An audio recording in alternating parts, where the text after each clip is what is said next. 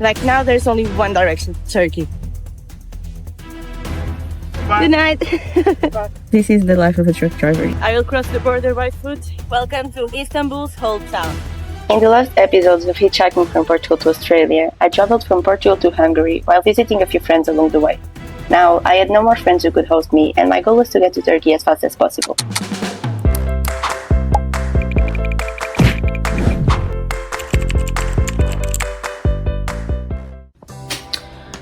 Good morning, chicos. Today is the day we move again.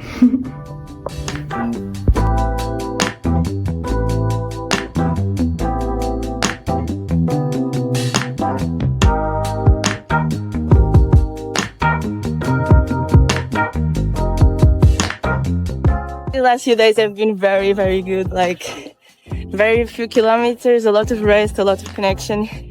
And yeah, it's been amazing.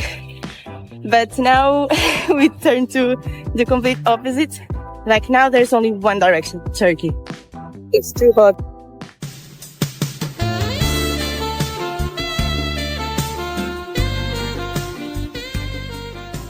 The plan now was as following. Hitchhike to Szeged and stay in a big gas station with a lot of trucks. That's where you usually find the trucks driving to Romania, Serbia, Bulgaria or even Turkey. I didn't know if it would take me 2 days or 5 to get to Istanbul, but I was ready for the adventure. There's a lot of movement here, people coming from other directions, and there's a lot of space for the cars to stop as well. So yeah, I think it shouldn't be too difficult to get to Szeged. Thankfully, I was right. It only took a few minutes to get a ride directly to Szeged. Have you done English or no? No. Translate.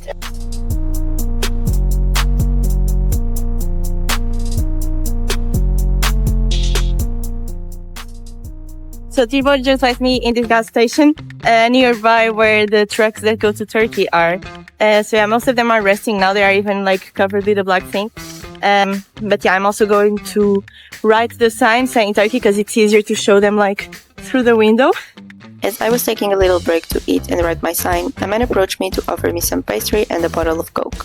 Türkiye. I tried to go to Turkey. Bizde adettir, biri yerken biri bakar, olmaz. Ben de size de getirdim. Thank you so much, but I have lunch with me and I'm vegan, so unfortunately I can't eat what you brought, but it's very kind. Thank you. Türkiye. Can I? He was driving a small truck and was not sure he could take me, so he started asking other truck drivers if they had space for me. Abla Türkiye'ye gidiyorum. Yol boyunca diyor, ben diyor götürebilirler mi diyor o tarafa doğru. En son benimle gelirsin, sıkıntı yok. Geze gideriz. But where do you go? To Romania? Aha, çalıştı. So go to Turkey. So he says that we can go to Turkey.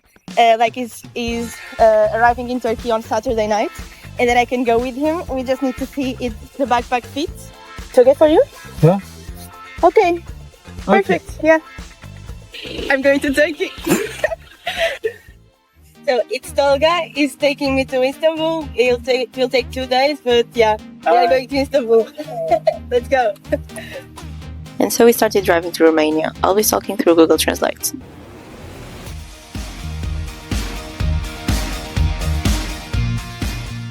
Like Dalo is so cool. Like he, I don't know, treating me kind of like a daughter, and then he's like, you're the same age as my son and whatever.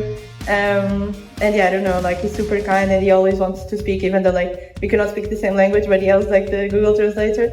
At around 6, we stopped in a gas station for the mandatory 9-hour break, where we had tea with some of his colleagues, watched an episode of Lupin on Netflix, and cooked before going to sleep. I was going to use my stove, but he brought his big stove from his friend.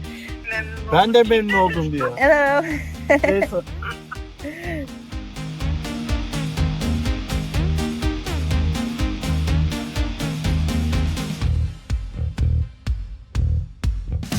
Yarım kapağı yarım böyle kapatacaksın. Sünger üstte gelecek, yarım olacak. Şöyle. Good night. Buraya. Good night. Thank you. Okay, so this is the bed for tonight. We are like on top of the truck. Yeah, there's not a lot of space, but like it's super cozy. Tomorrow at 1 a.m. we start again, cause now it's like 9. But yeah, they need to stop for like 9 hours, and only afterwards they can continue. This is the life of a truck driver, you know. Never underestimate the people that are on the road. Olga let me sleep until sunrise, and I woke up to this beautiful view.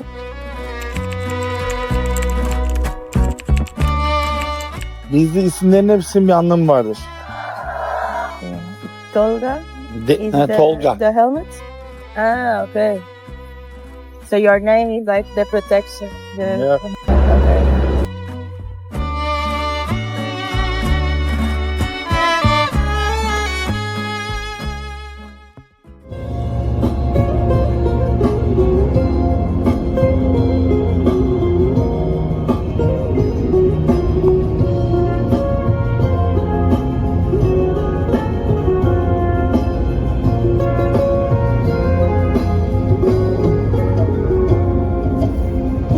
Bir an gelip de küllenince yürü.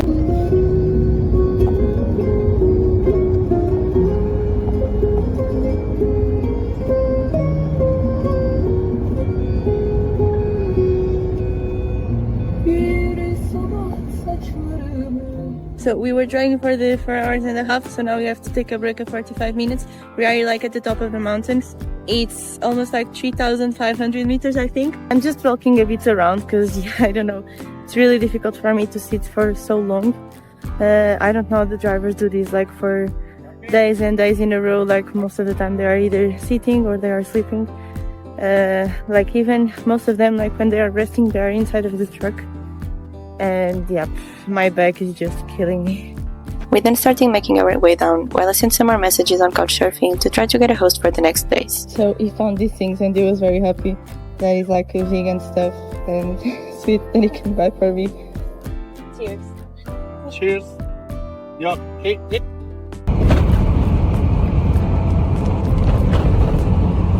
We continued driving through Bulgaria, heading through the Turkish border.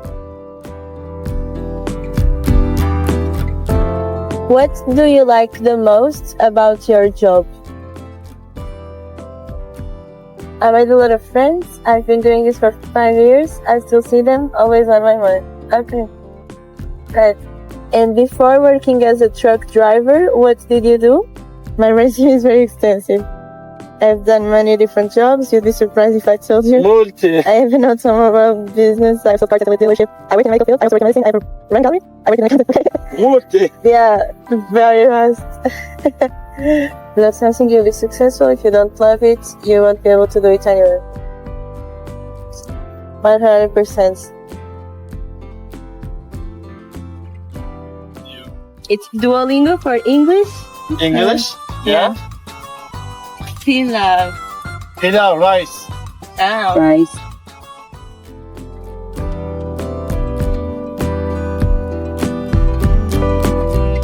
We eventually got to the parking before the border, where we had to wait for about 1 hour to get the approval to go further.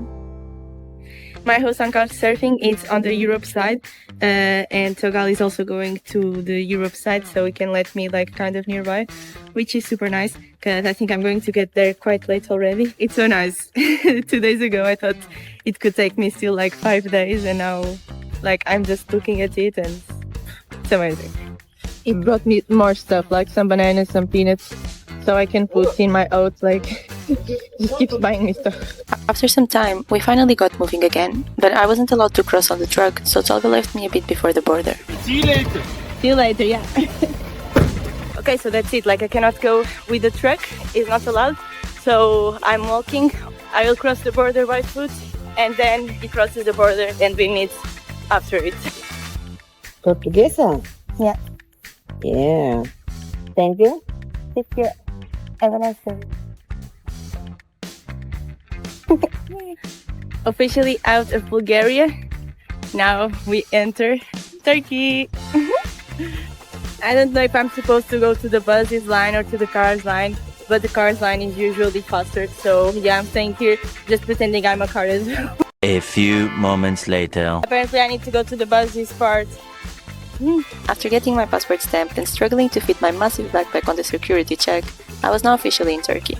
I can't stop smiling, like to think that I got to Turkey in 18 days, like only 41 euro, and like all by hitchhiking. Like I don't know, I'm so happy.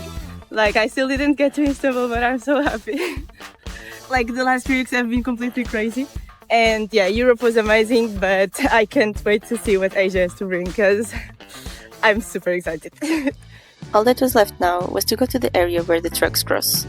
Okay, so now I have to wait for Tolga. He's still in the line, but yeah, I'm in Turkey. I don't even care.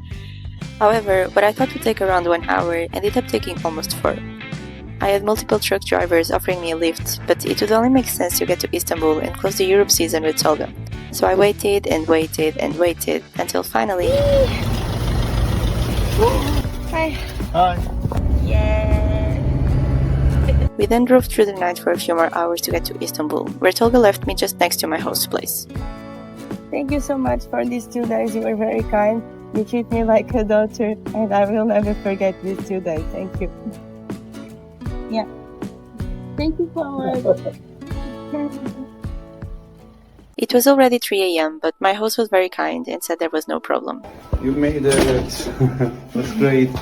You can leave your shoes here, please. I was hosted by a Syrian guy who has hosted more than 100 people. Yeah, we have a situation in the country, you probably know, or you heard, maybe. So that's why many Syrians moved from the country for the last 12 years. Yeah, many of them settling here because it's the closest. Turkey is like the closest and the most welcoming country at the time. In a way, couchsurfing is what allows him to travel without leaving his home. Being able to meet people from so many different places and traveling through them, it's also why I host so many travelers. He taught me how to play tavla, shared amazing tahini and lots of tea with me, and we talked about passport privilege and about how difficult it is for him to leave the country. Like it hit the rock bottom anyway a few years ago. It was the worst in the world. Even with that, you would still go to what I mentioned before, Russia, Iran, Malaysia, I think, and Emirates. Okay. That's it. Yeah. Yeah, I think as people in the West, like, we don't hear much about this. And we don't realize that you hear a lot of, like, travelers, like, everyone can travel, like, as long as you find a job for a few months and then you travel cheap and you can travel, like, you have the life I have, whatever. It's, like, a very closed mindset. Yeah, sure. But to be honest, like, most people, like over 90% of people, are definitely not thinking about traveling. Yeah, of course. Yeah, like if they're thinking with that, it will be to where to go, maybe work, or even if they still accept a refugee. They don't feel like they are unlucky for this. Most people, some people do, of course, and dream about things, they cannot make it happen, sure, that would be the worst. But like the majority are focusing on other things. It's not the best, I'm not saying like it, but I'm just saying like for most people it doesn't feel like it's an actual bad thing. Which it is, of course, like open opportunities of being here and there, definitely. But I think you need to do a lot of work before you reach that point, please. I ended up staying 3 days at his home. Half of the time was to focus 100% on editing and the rest to visit the city. Welcome to Istanbul's whole town.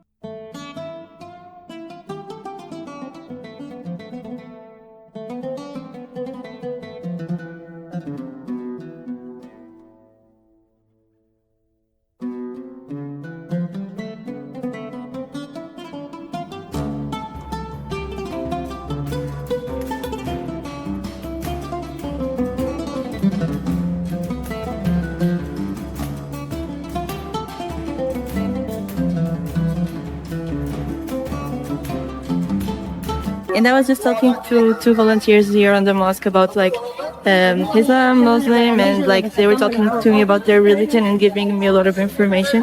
They also teach me how to properly use a hijab. I don't know, it's very nice that they have this here to give information to the people to present their religion, because I think a lot of people, primarily like on the West, they don't even try to understand.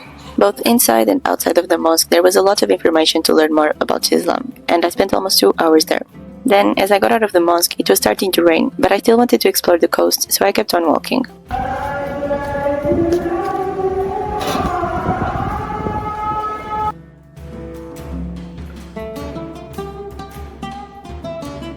Look at this, I'm completely soaked in water. But now we go home.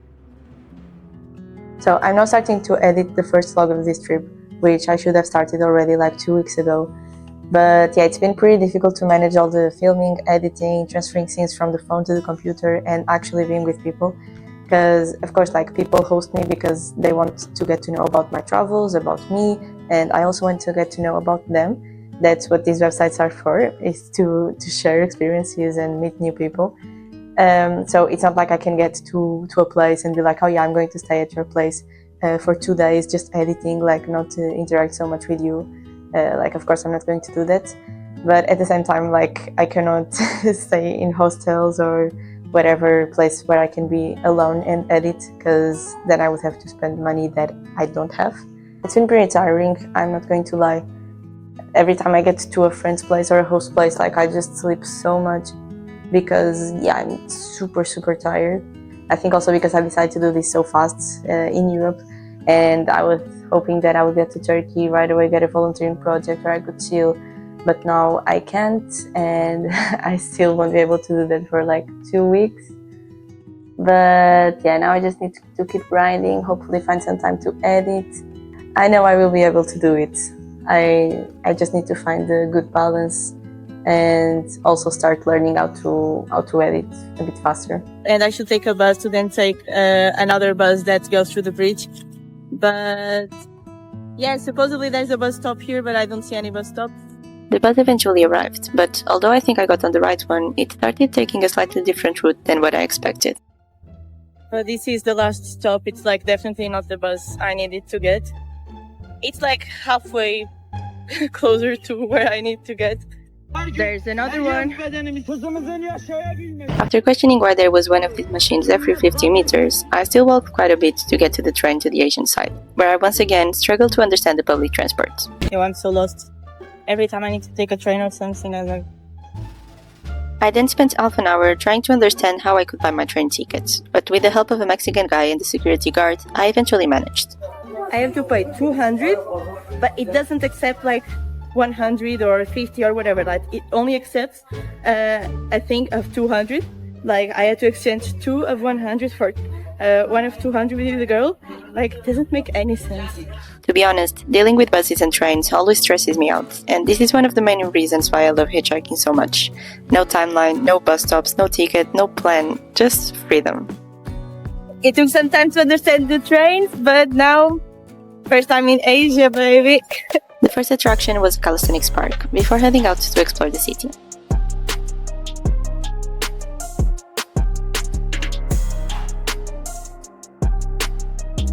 The dogs here in Turkey are massive, like, look at this boy.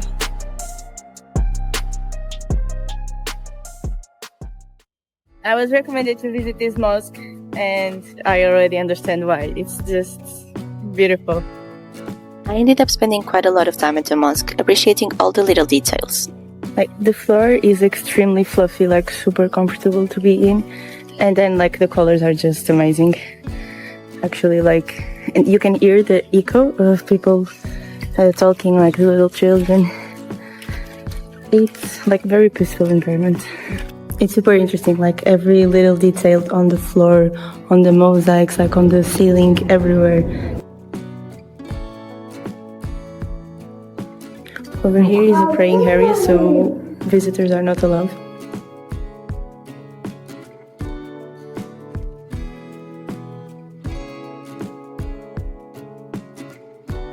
I then took the ferry to go back to my host home and rest, closing the first season of this series. Crossing Europe in only 19 days was intense, but now the real adventure was about to start. In a few weeks, I will start sharing about my time hitchhiking in West Asia, traveling through Turkey, Georgia and Russia, with different cultures, language barriers and a lot of challenges to face.